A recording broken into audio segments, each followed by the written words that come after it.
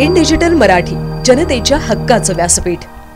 गुन्हा झाल्यानंतरच पोलीस येतात हा ठपका पुसण्यासाठी ठाणे पोलीस आयुक्तालय सज्ज झाले आहे। परिमंडळ 4 मध्ये बसवण्यात येणाऱ्या 1593 सीसीटीव्ही कॅमेऱ्यांच्या थ्रेड प्रक्षेपणासाठी आधुनिक कंट्रोल रूमचे उद्घाटन ठाणे पोलीस आयुक्त आशुतोष डुंबरे यांच्या हस्ते करण्यात आले।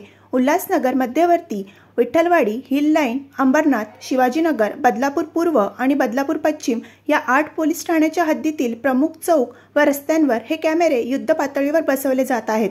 संवेदनशील भागात पोल लावून खोदकामाचे काम वेगाने सुरू आहे।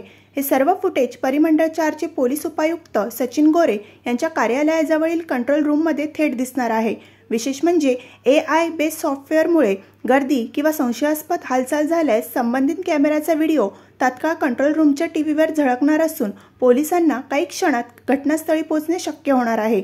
ईगल कन्स्ट्रक्शन कंपनीने स्वखर्चातून ही अद्ययावत कंट्रोल रूम उभारली आहे। येथे 2 LED टीव्ही, वातानुकूल प्रणाली आदी सुविधा आहेत।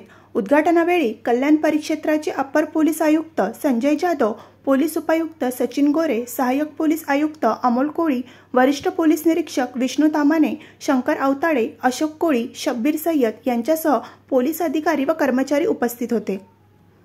मुख्यतः हे उल्हासनगरचं जे कंट्रोल रूम आहे, नियंत्रण कक्ष याचं आधुनिकीकरण केलं गेलं आणि अतिशय चांगल्या सुविधा, कॉन्फरन्स रूम असेल किंवा CCTVचं व्ह्यूइंग सेंटर असेल, अधिकारी कर्मचाऱ्यांसाठी बसण्याची व्यवस्था असेल, रेस्टरूम असेल, या सर्वांची चांगली व्यवस्था ही या आधुनिकीकरणाच्या निमित्तानं झाली। त्यासाठी ज्या उल्हासनगरमधल्या स्थानिक नागरिकांनी देखील सहकार्य केलं, त्यामुळे त्यांचा सत्कार आणि याचं कंट्रोल रूमचं अधिकृतपणे औपचारिकपणे उद्घाटन करणं हा याचा एक भाग होता। त्यानंतर महिलाविषयक जे गुन्हे आहेत, ज्या गुन्ह्यांमध्ये लवकरात लवकर चार्जशीट दाखल करणं आणि त्यानंतर कोर्टामध्ये लवकरात लवकर न्याय मिळवून देणं, या प्रक्रियेमध्ये ज्या अधिकारी आणि अंमलदारांनी सक्रिय सहभाग घेतला तर त्यांना देखील आपण सन्मानित केलेलं आहे आणि ज्यांनी गुन्हे प्रकटीकरणामध्ये चांगली कामगिरी केलेली आहे त्यांना देखील आपण आज सन्मानित केलेलं आहे।